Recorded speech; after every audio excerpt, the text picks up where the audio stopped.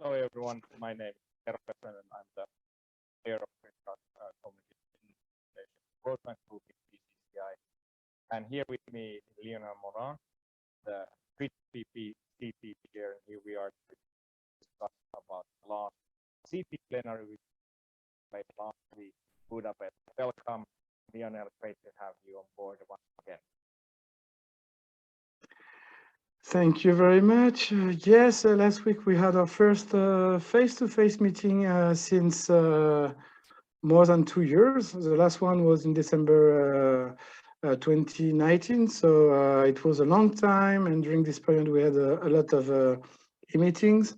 So I think that people were really happy to be all together in the same room, and actually it is more efficient than electronic meetings. So we were so happy to be all together and to have a chance to meet people, especially new delegates and so on. So it was a great opportunity for us, and I think people were really happy to be all together once again in a meeting room. So it was maybe one of the most important information from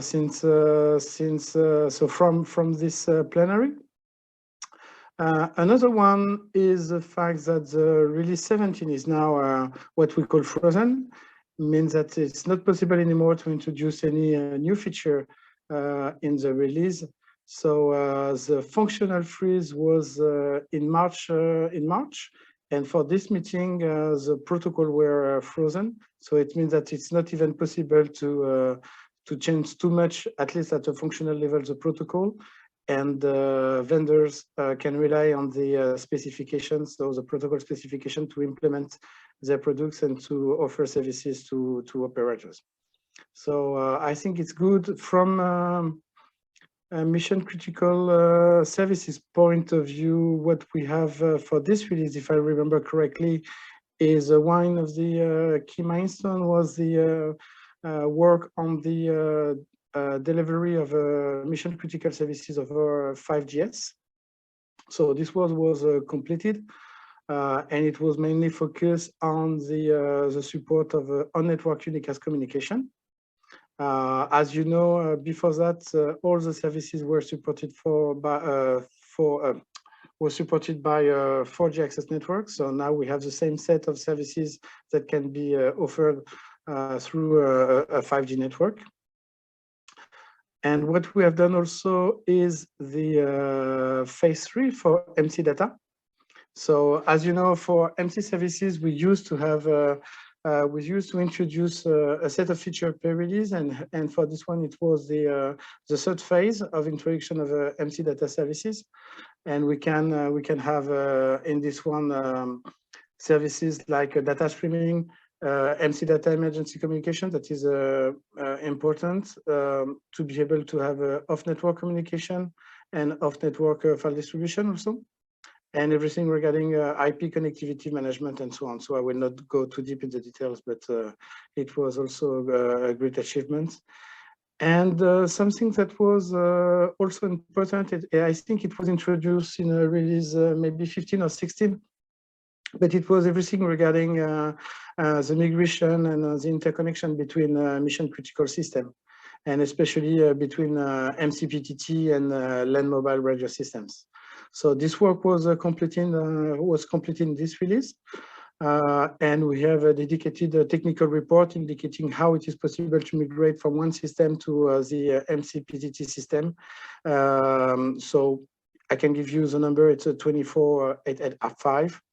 So in this specification, you will be able to have all the recommendation and requirements to be able to perform this migration between LAN mobile radio system and MCPTT. It was also for CT the starting point for introducing new release 18 work item. And we have one that has been already approved regarding mission critical services. It's for all improvement or enhancement of the existing mission critical related protocols already defined through GPP. So we have now a work item that have been approved. Obviously, we're expecting more in the coming months, but we need to see the advancement of the work in another group, SA6, who's defining our functional requirements, and we have also to wait for some work coming from SA2 defining the architecture. So I'm assuming that in September or in December we will see other new work item for the release 18 that we will have to address at the CT level. So I would say that the most important point for us was the freeze of the release 17. It's a great achievement, especially in CT1. Also, it is a group dedicated to fulfill the requirements, the service requirement and functional requirements at the protocol level. And the work done in this group is great, and they fulfill their work on time. We know that we will have a lot to do in the next releases, but I think it's something each time to analyze, saying that we have a lot of contribution, a lot of experts in CT1, and of course, if we have more experts, it would be even better to be able to support the work, because the workload is quite high in this group.